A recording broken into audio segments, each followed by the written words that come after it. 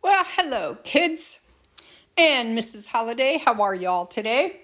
This is Granny Patty, and we are going to study Lesson 9 today, which has a very funny name, and I'm not sure I appreciate it, but it is what it is. It's about the killdeer bird.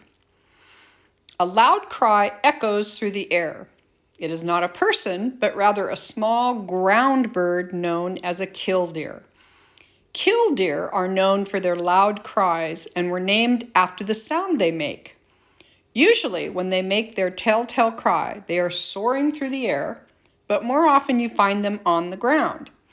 You can often see these birds running across flat and dry landscapes like fields, lawns, driveways, parking lots, airports, and even golf courses. Killdeer will run swiftly and stop suddenly. During this pause, they use their keen eyesight to search for food and keep watch for danger. They often live close to humans, but they are still very shy birds. The next time you see a killdeer, spend some time observing their behavior. You'll notice that they don't fly away when they sense danger.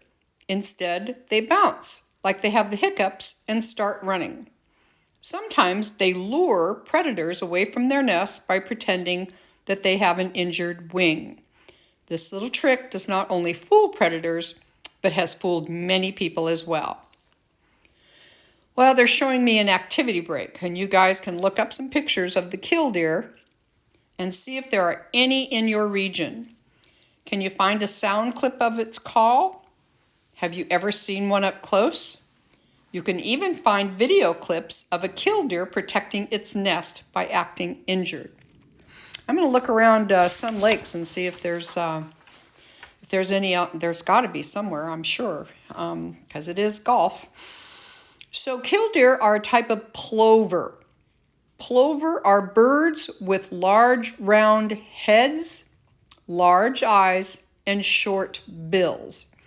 Killdeers are similar in size to an American robin with a length of 8.5 to 11 inches, but they are shaped differently. A killdeer is tall and thin with a long pointed tail and wings. They can sometimes be hard to spot in a field because of their size and color. They are brownish tan with a white belly. They also have a white collar around their necks and a band of white right above their gills.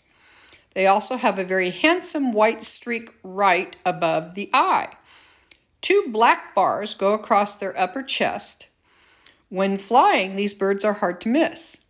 When their feathers spread, they display an impressive reddish rump and upper tail, and wide white stripes become visible on their wings. Being originally coastal birds, killdeer enjoy eating aquatic insects and their larvae. Examples of aquatic insects are mayflies, dragonflies, and water beetles. They also enjoy crayfish, snails, and other invertebrates. Oftentimes, you can find them running in fields recently plowed. They will be busily searching for any grubs that might have been dug up. They quickly peck at anything they see moving in. Let me start that over. They quickly peck at anything they see moving in hopes of scoring a delicious meal. Killdeers might live in prairies, meadows, open areas, coasts, sandbars, or mud flats all across North America.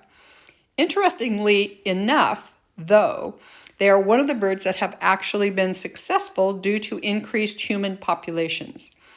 These extremely adaptable birds thrive when nesting close to human civilizations. Their populations decreased in Canada and in the West, but increased in more human-populated areas. Even with the decrease in their population, there are still over 1 million of these birds. Those are pretty impressive numbers, and there is a very little concern over their survival.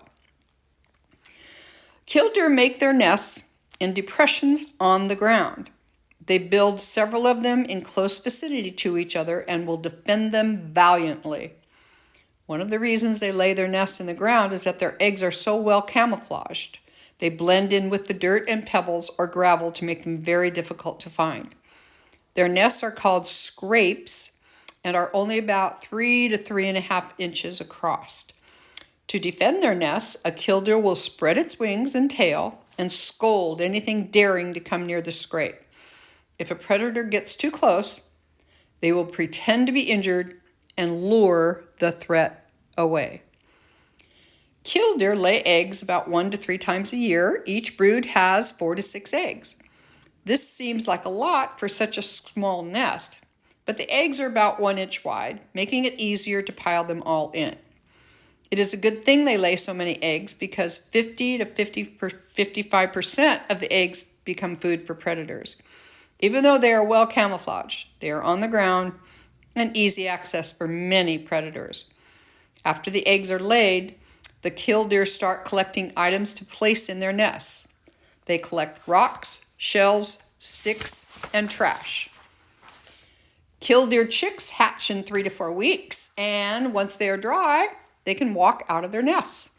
They are hatched with a full coat of fluffy down feathers and a single black breast band. Baby killdeer start running around as soon as their feathers are dry, but they are still not able to fly. When birds are hatched with the ability to run, they are called precocial, which means ripened beforehand. Since they still can't fly, they will need their parents until they fledge in another 31 days.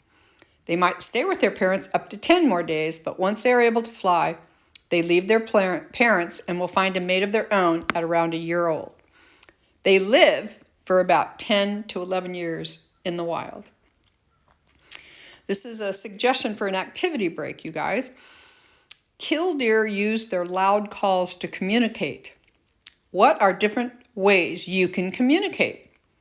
Make a list of at least 8 different ways to communicate with people. Then use one of the methods to send a message to someone. Boy, we certainly have a lot of ways to do that these days, don't we? All right, students, look to your teacher. It's time to work in your student notebooks. I love you guys. It's always a pleasure. We are moving right along. I'm proud of you. Talk to you soon. This is Granny Patty signing off on Lesson 9.